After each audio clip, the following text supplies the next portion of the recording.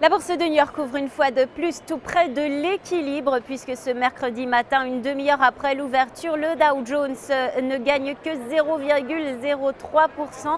Le Nasdaq de son côté perd 0,01% et le S&P 500 recule de 0,04%. Les nouvelles en provenance de zone euro ne sont pas rassurantes.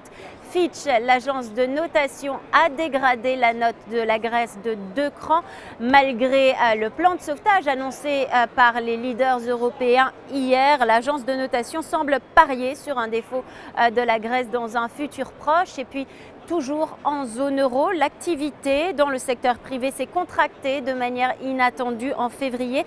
L'indice PMI est passé sous la barre symbolique des 50 points à 49,7 contre 50,4 en janvier. Aux États-Unis, maintenant, un seul indicateur a été publié ce mercredi.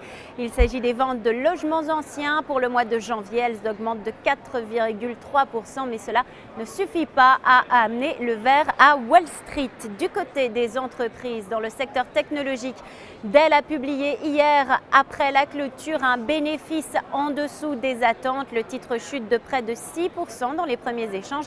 Et puis dans le secteur automobile, GM est très entouré. On parle d'une éventuelle alliance avec PSA Peugeot Citroën en vue d'un rapprochement des deux groupes. Sur les places boursières, on parle peut-être d'un nouveau Fiat Chrysler.